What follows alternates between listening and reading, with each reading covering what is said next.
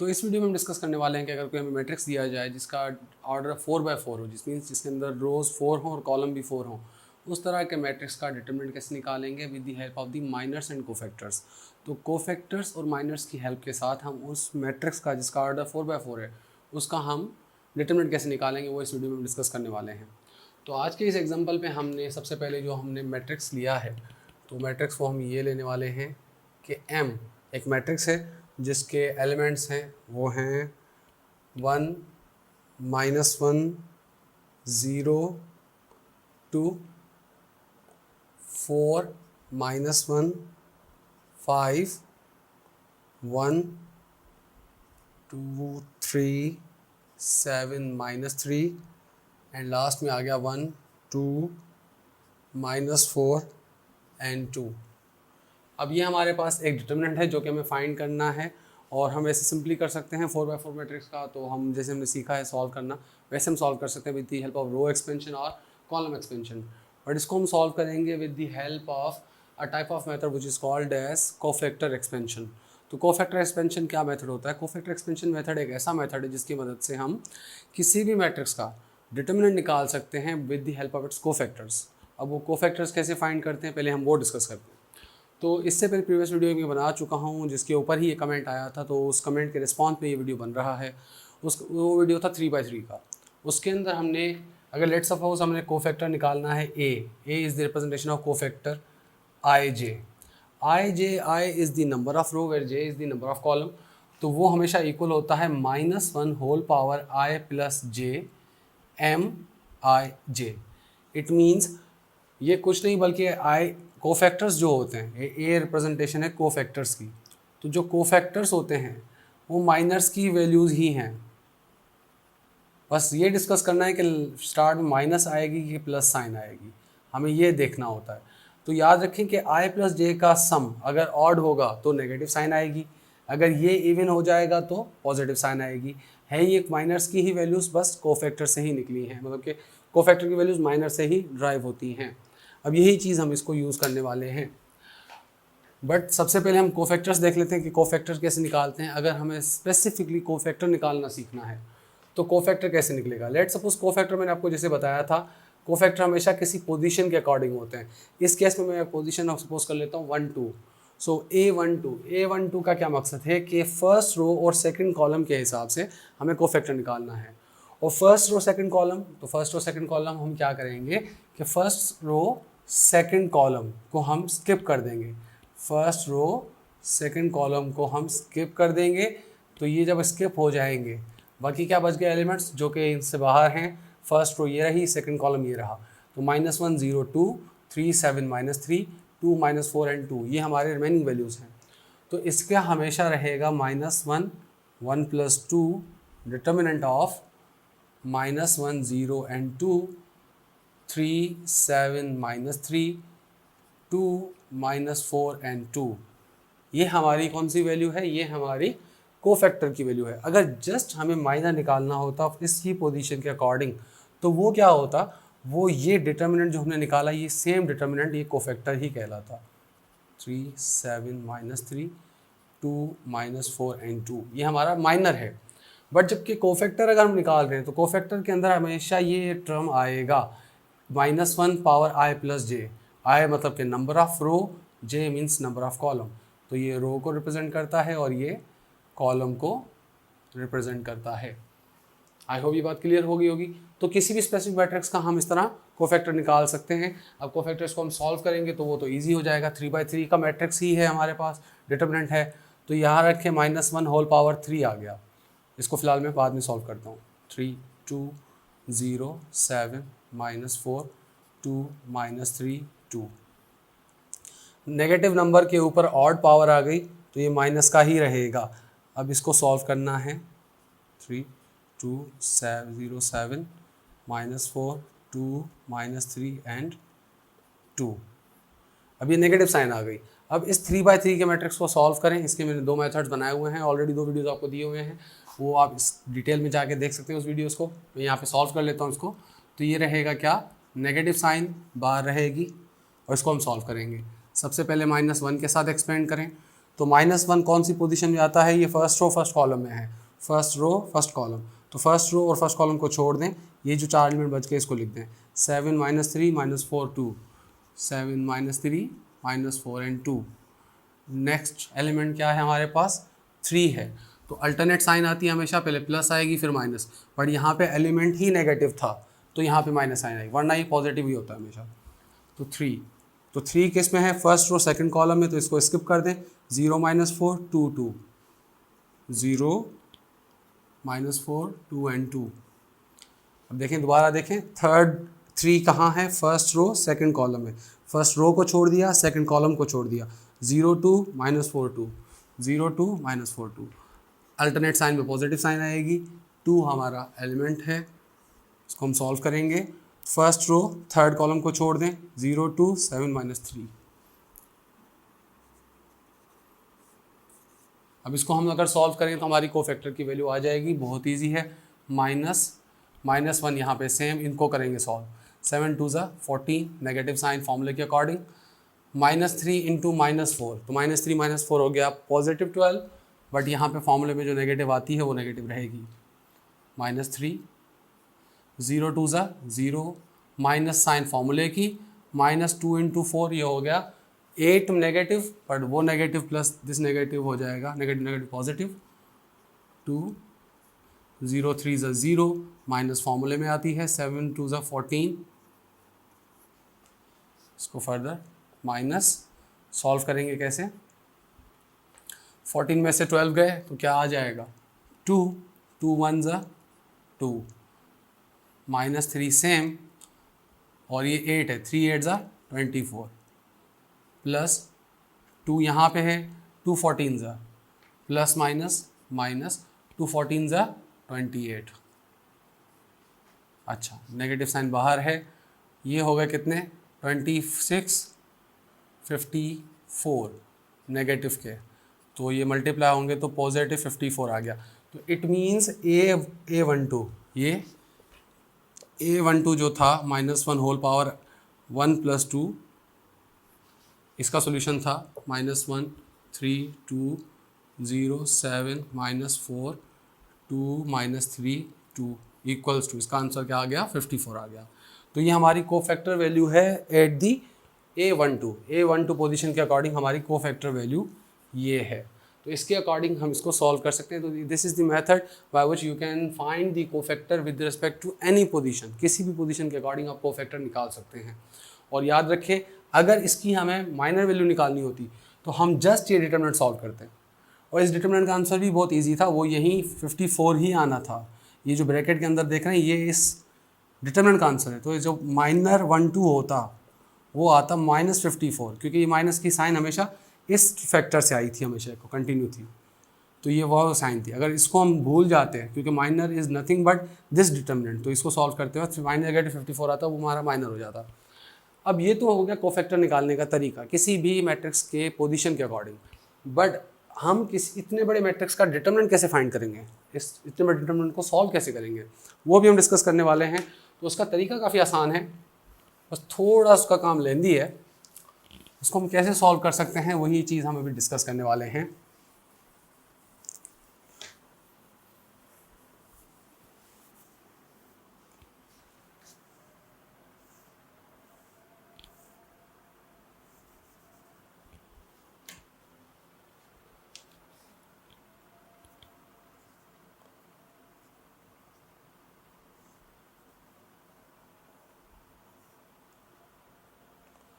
-1 5 1, ये same values हैं। अच्छा, अब इस मैट्रिक्स का, इस डिटर्मिनेंट का हमें कोफैक्टर फाइंड करना है। तो ये एक डिटर्मिनेंट जिसको हमें इसके कोफैक्टर फाइंड करने हैं, सॉरी इसका हमें डिटर्मिनेंट फाइंड करना है with the help of the cofactor expansion. तो कोफैक्टर एक्सपेंशन का मेथड सिंपल है कि अगर किसी मैट्रिक्स का डिटर्मिनेंट फाइंड करना है, लेट सपोज ए डिटर्मिनेंट, तो वो कुछ नहीं बल्कि होता है A11, तो ये एलिमेंट है 1 1, तो फर्स्ट रो फर्स्ट कॉलम में ये एलिमेंट आया, और ये कोफैक्टर है इसके अकॉर्डिंग। इसी तरीके से A12 सेम, A13 A14 इस तरह। या फिर आप किसी भी तरीके से फाइंड करना चाहें कर सकते हैं। ये आपका ऐसे भी हो सकता है A12 तो A11 A11 A21 A21 A31 A31 A41 A41। It means हम पहले जा इस एक्सपेंशन में 1 1 1 2 1 3 1 4 में हम फर्स्ट रो में आगे जा रहे हैं 1 1 1 2 1 3 1 4। इसमें हम क्या कर रहे हैं कॉलम में नीचे आ रहे हैं 1 1 2 1 3 1 4 1 1 1 2 1 3 1 4 1। तो किसी भी मेथड से हम एक्सपेंड कर सकते हैं। तो डिटर्मिनेंट निकालने के लिए इजी ये रहता है कि आप इसकी कॉलम में चले जाएं A11 A21 A31 और A41 के साथ जाएं तो ईजी रहेगा, वरना आप इसमें भी कर सकते हैं, इसको कोई इशू नहीं है। तो सबसे पहले हम इस मैट्रिक्स को सॉल्व करते हैं, इसका डिटरमिनेंट निकालते हैं इस फॉर्मूला की मेथड से। बट इसको सॉल्व करने से पहले हमें इस मैट्रिक्स को थोड़ा ईजी बनाना होगा। कैसे ईजी बनाएंगे? हम चाहें तो इसी मेथड से इसको सॉल्व कर सकते हैं, बट इशू क्या आएगा? इशू ये आएगा कि इस मैट्रिक्स की जो वैल्यूज़ हैं वो काफ़ी बड़ी हैं, हर एलिमेंट से एक्सपेंड होगा सिवाय इस जीरो से। यह जीरो एक्सपेंड नहीं होगा क्योंकि ये जीरो है तो जीरो मल्टीप्लाई हो जाएगा, तो इसे एक्सपेंड नहीं होगा। -1 से होगा, 2 से होगा, 1 से होगा। तो इस तरह के मैट्रिक्स डिटर्मिनेंट के अंदर हम क्या करते हैं, इस तरह के डिटर्मिनेंट्स के अंदर हम इसको सिंप्लीफाई करते हैं इन ईजियर डिटर्मिनेंट्स। उन ईजी डिटर्मिनेंट्स का मकसद क्या है कि हम इस पूरी कॉलम में रो एलिमेंट्री ऑपरेशन की मदद से या एलिमेंट्री रो ऑपरेशन की मदद से इनको ज़ीरो बनाएंगे, सिर्फ एक एलिमेंट को छोड़ के सबको ज़ीरो बना देंगे। तो elementary column operation, elementary row operation दोनों में से आपको यूज़ कर सकते हैं। तो एलिमेंट्री रो ऑपरेशन बनाना इजी है यहाँ पे, क्योंकि हमारे पास इसको हमें ज़ीरो बनाना है, इसको हमें ज़ीरो बनाना है। ये हमारी रो कौन सी है? रो 2। ये हमारी रो 1, रो 2, रो 3, रो 4। हमें रो 1, रो 2 में, रो 1 में तो 1 ऑलरेडी मौजूद है, 2 में हमें 1 ज़ीरो बनाना है, 3 ऑलरेडी ज़ीरो है और 4 में ज़ीरो बनाना है। तो मैं कुछ ऑपरेशंस करूँगा एलिमेंट्री रो ऑपरेशंस के, जो कि होते हैं, पहले मैं करूँगा कि इसको मैं ज़ीरो बनाऊँ। तो आप देखें रो 2 में रो 1 प्लस कर दें आप, -1 + 1 तो ये हो जाएगा ज़ीरो, तो ऑटोमेटिकली ये ज़ीरो हो जाएगा। आगे जो भी हो उससे हमें फ़र्क नहीं पड़ता, हम पहले इनको देखेंगे। अच्छा, और इसमें बनाना है तो इसके अंदर हम क्या कर लेते हैं, इसके अंदर हम R4 रो 4 में माइनस कर देते हैं। ये 2 है, ये 1 है, तो 2 में से 1 माइनस होगा तो 1 बचेगा। और इस पूरी रो को जब 2 से मल्टीप्लाई कर दिया जाए तो ये 2 बन जाएगा, 2 में से 2 चले जाएंगे तो 0, तो 2R1।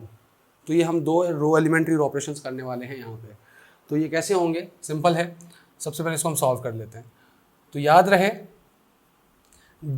जो रो हमने फर्स्ट लिखी है वो चेंज होगी, सेकंड वाली चेंज नहीं होगी, और रो ही ये चेंज होनी है। तो इट मीन्स 2 और 4 रोज चेंज होंगी और first and third rows change नहीं होगी। तो फर्स्ट एंड थर्ड रोज पहले लिख लें आप, 1 4 2 1, उसके बाद है 0 5 7 -4।